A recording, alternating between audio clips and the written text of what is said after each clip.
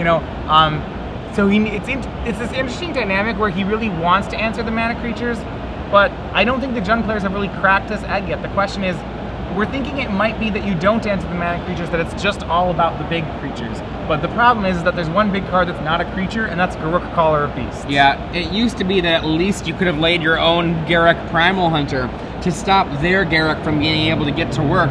But with the new M14 rules, Legends and Planeswalkers do not care if they share a name any longer. It's only on your own side of the table that you check. Right, so he can Dreadbore it, but they will still get that chance to, to do a Lead the Stampede and draw up to 5 cards, and which is a level of card advantage is tough for David Reed's deck to deal with. Land versus Forest Arbor Elf. Avacyn's Pilgrim. Yeah, Arbor Elf, Avacyn's Pilgrim, Elvish Mystic, all of them in Huey's deck. What we do see here is that Reed has kept a hand with a early Bonfire of the Damned, which I think is almost certainly going to be used. A land right here into a Bonfire for 1. Boom!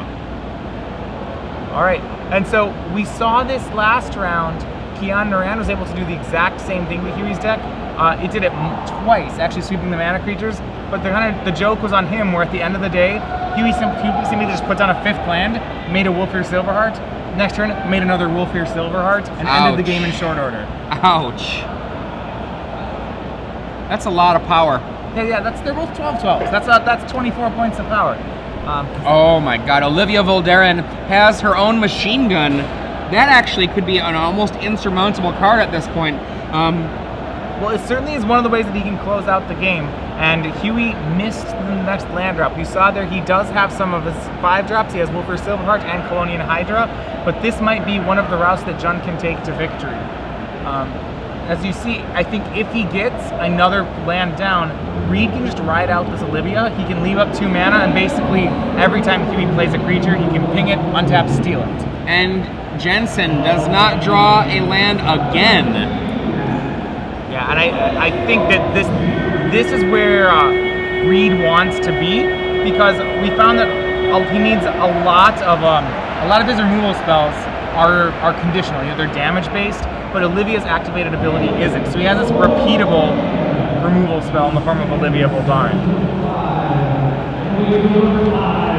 Thrag Tusk in play for David Reed as well. Bonfire is a miracle. All right, so let's just go ahead and use that as a Lava Axe, tapping out. That'll put Huey down to 6, and that'll be lethal. I'm not sure if you can hear it, but there is a boxing match also going on in our, not true. That's the Legacy. The Legacy event is about to be starting. But now we have our first game of this finals in the books. You can see David Reed consulting his sideboard. We're going to join him in a second, but first we're going to do what we do during every post game 1 in these semifinals, quarterfinals, and finals. We're going to give something away.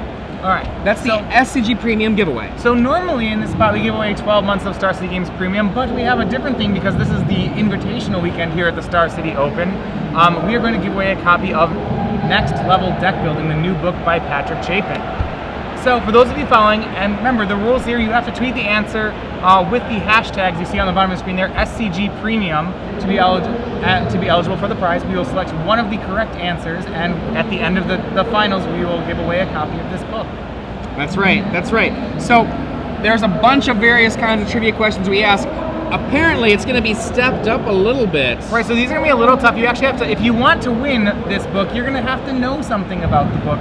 Remember, you can find out about that on the Star City Games website at StarCityGames/NLDB. That's right, Next Level Deck Building /NLDB. All right, so the first one we are going to ask, so one of the things that Patrick Chapin is well known for is his theory crafting in deck building. So the first one we're going to ask is, one of the sections of the book, he talks about the families of different decks, and we're going to ask, how many deck families are there in Magic, as illustrated by the cover of Next Level Deck Building? Okay, if you didn't catch that, how many deck families are there in Magic, according to Chapin, as illustrated on the cover of his new book, Next Level Deck Building? Now, if you want to tweet the correct answer with the hashtag SCG Premium And then one lucky person who selects the correct answer will be chosen from amongst all of you to receive Patrick Chapin's new book, Next Level Deck Building. Now, you could be a winner too, but we're going to go back to David Reed, who has won Game 1 versus William Jensen with Jund. Now, you said earlier in the semifinals when William Jensen was playing against Jund, he actually was on the receiving end of 2 Bonfires of the Damned, and those basically knocked him not even out of the game because it was Silverheart, taking out. So he won both those games, and he got his mana creatures Bonfired or Golgari Charmed every game in the semifinals. Now, David Reed did 1 Bonfire, not 2, but followed it up with an Olivia Voldaren, and the Olivia Voldaren just was able to, in conjunction with a mana light William Jensen, lock out any possibility for Jensen to escape. Well, I really think so. What this matchup seems to matter about for David Reed is just the removal spells. The weakest cards in the deck are the creatures. They're, the Thragtusks and Huntmasters.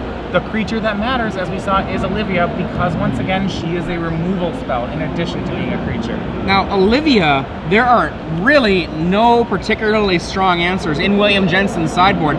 One thing that you might have seen is some way to maybe kill a flyer, like, say, Plummet. Plummet might have been a possible answer to Olivia. Nothing like that here for William Jensen. The best that he can do to get rid of Olivia, Garruk Relentless while it's a 3/3. Right, well, the one thing he does have is, and we actually saw him take down an Olivia with this last game, is, and this is a stretch, okay? If on curve, he can Garruk Relentless and Olivia Voldaren. And we actually did get to see that one on camera. I know it's there's like that very narrow window when he can do it. But once again, the way that David Reed can avoid that is by playing an Olivia on 6 mana, but if Huey applies enough pressure, he can, he can force Reed into that situation. One of the things about that, a lot of people, most notably I think Patrick Chapin, likes to call Olivia the secret Rakdos Titan, hearkening to Primeval Titan, Frost Titan, all of that, because Chapin counted it as a 6 casting cost creature, 4 to cast, 2 to ping. Okay, so in that sense, because it can that way it protects herself from removal spells, or just that way it always gets value? That because at 6 mana it protects itself from so many removal spells. Right. There's very few things. You think about the removal spells being played in the format, with the exception of War Leader's Helix, almost all of them are 3s. Yeah. So that 4th point of toughness, especially in this matchup, is really important. Once Olivia becomes a 4/4, it will not leave the table in this matchup. If you're just joining us, I'm Adrian Sullivan here with Matthias Hunt. We are bringing you the StarCityGames.com Open Series featuring the Invitational. This is the final round, the finals of the Open, the Standard Open that began on Saturday. It's ending this Sunday morning. One of these 2 players will be crowned champion. The largest StarCityGames.com Standard Open Series of all time. Whew. Yeah. Meanwhile, the Legacy just getting underway. Over 500 players playing in our Legacy event as well. That is such a huge number for Legacy. Yeah, yeah. It's one of the largest Legacy events that's ever been run. Right. Now, David Reed on the left, up a game. 2nd seed at the end of the Swiss. Jensen on the right, 4th seed, down a game. He's hoping to make things turn around here and force a 3rd and final game. Yep, it's really, Huey's deck is asking the questions right here, and it's really just on, it's on Reed. I feel like a lot of this game is on Reed's deck, and whether or not he actually has enough of those unconditional kill spells to contain what Huey's deck's game plan is doing. Okay, turn 1, not surprising, mana acceleration, it's an Arbor Elf. Huey's deck is just so consistent with this. With 12 mana creatures, he can count on usually 2 being in any opening hand. Are we gonna see 2 pain? 2 pain it is. I expect a Pillar of, oh, no, not 2 pain. Into play tapped, not taking the pain. All right, so we might see, instead of seeing that, now we see probably the scariest mana creature. We see Elvish Archdruid. I like this play. It's less susceptible to Golgari Charm. Yeah, die elf, die. David Reed says, Pillar of Flame, I am not going to let you potentially have 6 mana next turn. So if I'm Huey, there's a little bit of a read into this you can do. You'd say it's puzzling that he didn't Pillar of Flame your 1st mana creature, and if I'm Huey, what I make out of that is I would believe that David Reed has a Bonfire. because he's waiting, you know, to pillar the 2 toughness creatures and then bonfire all the 1s. I see a Doomblade in David Reed's hand. I see, it looks like a Farseek is going to be cast. Yeah, it might be that David doesn't have enough, he didn't have the 3rd land, so he's going to have to use the Farseek to make a land drop this turn. That does open the window. Remember, 5's kind of that magic number for Huey where all his threats start. His threats really, if you're wondering more about the deck, it's 4 Wolfir Silverhearts, 4 Colonian Hydra, 4 Craterhoof Behemoth, 4 Garruk Caller of Beasts. Those are like, you know, the 16 cards which he uses to win the game. And are we going to see, is there no land drop on top of it? No, he does have a land drop, just developing, saving the Doomblade for something scary. And, you know, they have seen each other's deck lists. They know what they can give. I see a Ranger's Guile. We talked about that before. Ranger's Guile, really helpful in this matchup because of, you know, we'll see whether or not David is remembering that from the deck list. If David he can main phase this Doomblade to get around it, but if he gets greedy and decides, well, I'm going to instant speed the Doomblade, we're going to see that Ranger's Guile be very powerful. He does not fall for it. He gets rid of it right away. Good play by David Reed. Yeah, he avoided a lot of damage there. I remember talking about this matchup earlier in the day, as well as yesterday. Ranger's Guile, just one of those cards you just need in this archetype when you play against certain kinds of decks. Acidic Slime, a huge play, I think, taking out one of the 2 red sources in David Reed's deck and keeping him from getting away to a 6 mana if he had a land, or even a 5th mana if he doesn't this turn. And I'm really interested by that Acidic Slime play.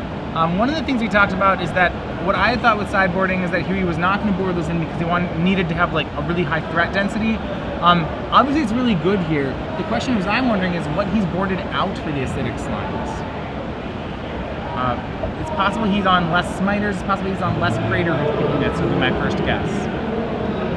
One of the things to make his deck more resilient against hate, he might water it down at the same time. Okay.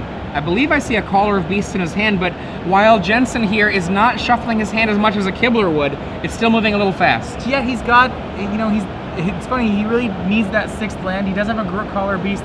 He also, I think, really wants to make the play of Colonian Hydra with Ranger's Guile up. I think he's really hesitant to make that other Hydra until he has the Ranger's Guile mana. And right now, so because he only has 5 lands, he can't really do either of those plays. He may be forced into casting the Colonian Hydra because he has no other plays and he has to keep committing to the board. I think he's deciding between a Colonian Hydra on 5 mana and actually a mana creature. And there it is, a mana creature. Now the issue here is that Reed can simply kill the mana creature just by doing nothing. Well, a bonfire for 2 would be devastating here. Is that what it's going to be? And it is. Bonfire for 2. The best that Jensen can do if he wants to stabilize his creatures is Guile a Slime, and that's not very exciting. No, it's really not exciting, but he's thinking about making the play, and I actually think I like the play because I don't think, it seems unlikely that Huey's going to be able to ever have enough mana to make that play of Ranger's Guile, Colonian Hydra. He has 2 Ranger's Guiles. Is he going to save a mana creature with it? Wow. Yeah, he's hoping to get a land off the top and be able to drop the Garruk Caller of Beasts. Yeah, so his last... Now, yeah, that Ranger's Guile, 1/1 and hexproof, originally from Innistrad, was reprinted in M14. I know he has a Colonian Hydra in hand. Does he have a Garruk also? I wasn't 100% sure. I thought maybe, but I was not sure. So Jensen, by making that play, he is 4 for 1. That is 4 cards. Ranger's Guile, Alison's Pilgrim, and Acidic Slime. And no, there was no Garruk. It was just the Hydra. But quote-unquote just a Hydra, that's going to be an 8/8 next turn unless David Reed can answer it. Right, it kills in 2 swings, but once again we're saying if Reed can answer all of those haymakers from Jensen, then he will be able to push through, and I think he's done just that. Flip. Bye-bye Elf. Yep, and if he's wise, and if he's on top of his game here, I think he, during upkeep, will go ahead and putrefy to try to make sure that Huey doesn't draw a Ranger's Guile. Like, once I've seen my opponent draw 2... Well, he does know Jensen only has 2 Ranger's Guile in the entire 75 cards. Fair enough. So at this point, he knows all his kill spells are good. Now, David Reed, very much in the driver's seat right now. It's certainly not over. Jensen can draw multiple cards in a row, but it would also require David just to stop drawing possible answers. The Jund deck's so good off the top of the deck. It's guaranteed that every card it draws is really good. You know, Huey can always draw mana creatures, but why Jund is just such a great deck is that every card it draws is excellent. We see a Mystic after that, and right now, Huntmaster has become Ravager, so it's Ravager and a Wolf. Oh, call that a dead Mystic, and that means a flip for that Ravager into a Huntmaster. Yeah, what that tells me is that Reed just feels really confident in his position. If that, if he's using Tragic Slips that way, I think he's just trying to press for the win as quickly as possible. Now with 3 creatures in play, he attacks over for 4. Jensen drops to 8. Things are looking bad for William Jensen. Thragtusk, Insult to Injury. I don't know if there's anything left that Jensen can draw in order to make this game happen. Right, well, he's drawn something, at least something that has given him pause. It's going to need to be a lot. And it's an Acidic Slime. He's going to go ahead and take away the last red source from David Reed, but the damage has been done. The red creature's on the board. The red removal spells have been played. Huey is still facing down a really large army. At this point, no red sources, but an army. Here comes the army, and that was very fortunate for Jensen. I think that the attack's lethal if he swings the Huntmaster. I agree. I don't think it's going to end up matter. I agree. And we see the flip. That puts Huey down to 2. Take 2. And that'll be it. And that is it. So we have your champion of the largest Star City Standard Open here in New Jersey. It is David Reed playing Jund, defeating Huey Jensen 2-0 in the finals.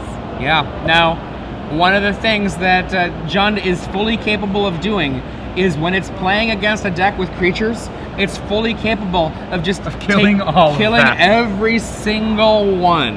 And we saw that plan executed just like that in the matchup. I think really the turning point was when Huey didn't hit that 6th land for a couple turns, and then the bonfire for 2. That really helped Reed lock out the game.